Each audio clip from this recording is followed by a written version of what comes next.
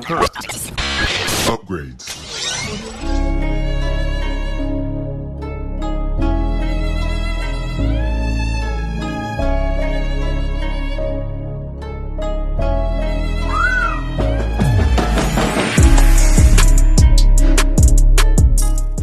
Hi, it's Jorge from TeamJVS, giving you a quick season review of The Legend of Vox Machina second season. This season picks up immediately where season 1 left off.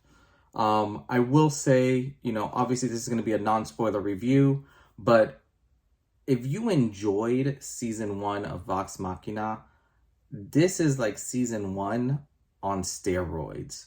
What they're able to accomplish and how they're able to dive into some characters is phenomenal. The whole team at Critical Role just did a phenomenal job.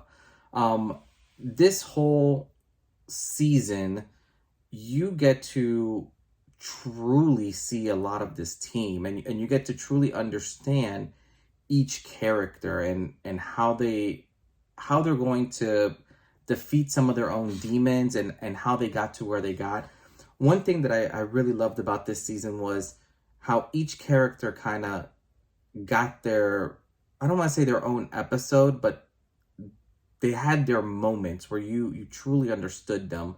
You understood the whole storyline. This story feels a lot more campaign-based than the other one. And what I mean by that is they basically make you feel like you are a part of this journey throughout the whole time. There are some major, and I will say major cliffhangers throughout this season. I'm not sure how Amazon is going to release this, if they're going to do it like the first 3 episodes and then 1 episode each week, or how they're going to do it, but some of these episodes end and I have no idea how you would want to wait another week to see the next episode. Like, it is that good. I will say it's phenomenal how much information and meat they can put in like a 25-minute, show. In total, this season has 12 episodes. And it's like there's no filler episode. I think that's the part that's like really like blowing my mind. This way this story is progressing and the way everything is moving in this story, it's pretty wild. Like it's I'm trying to think of how to describe it without like ruining some of this for you guys, and I'm doing my best not to. We'll be doing a breakdown of each episode, so definitely feel free and look at our spoiler filled episode reviews, because that's when we can talk freely. But in terms of what this show accomplished, like, I'm blown away. Like, I'm seriously blown away. I do appreciate, obviously this is like a rated R show meant for adults, but they don't overuse like corny jokes, or they don't curse just to curse. There's so many funny lines in this show that it's hilarious. And when you kind of go down the list, like each character, I felt last season, obviously, like Pike had a real big kind of like story arc. You learned a lot about Percy.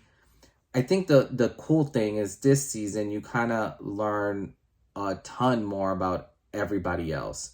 So Vex and Vox, you learned about Scandalin, you learned about Keyleth, Grog. I mean, Grog is, gosh, his story arc is phenomenal. I'm just gonna that was probably one of my highlights. Like, he was probably one of my highlights of this season. But there's so much like in this season, and something that I love, and a lot of you guys are kind of gonna hopefully appreciate and enjoy, is you have a lot of these NPC characters, which, if you're playing a game, it's like a non-playable character that realistically shouldn't have that much meaning in it.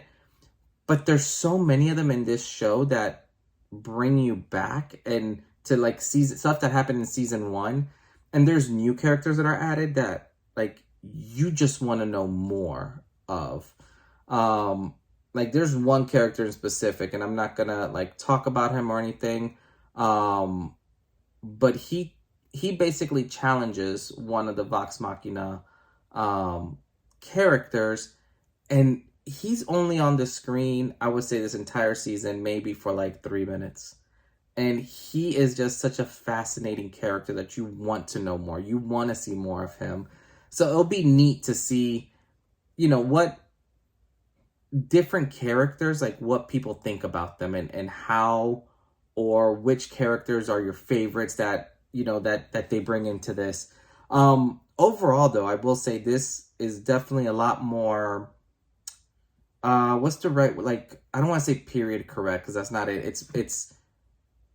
It's like D&D correct. Like if there's a certain type of dragon that can do certain type of damage, then it's a certain color.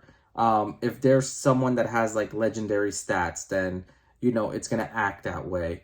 It's like, it's just really cool, guys. Like I'm super stoked for you guys to see it.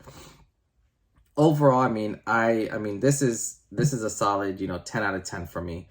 It's very few shows like this that it's very hard to find something wrong with it. It's almost impossible, the way that they've done this.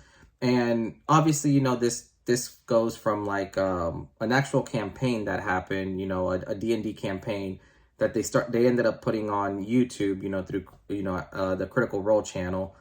And it's mind-boggling that you have hours upon hours upon hours of content that they've been able to narrow down into like just these small chunks, and yet you're not missing out on something.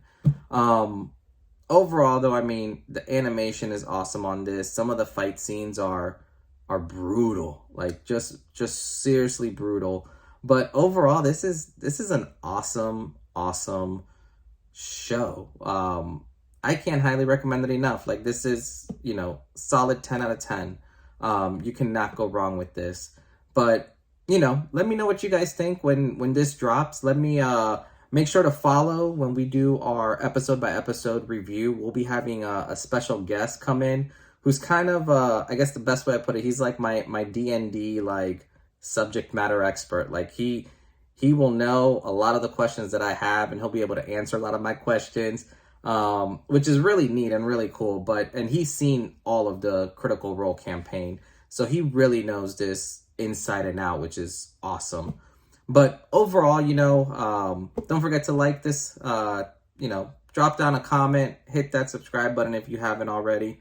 But as always, this is Jorge from TeamJVS, and we'll see you next time. Peace.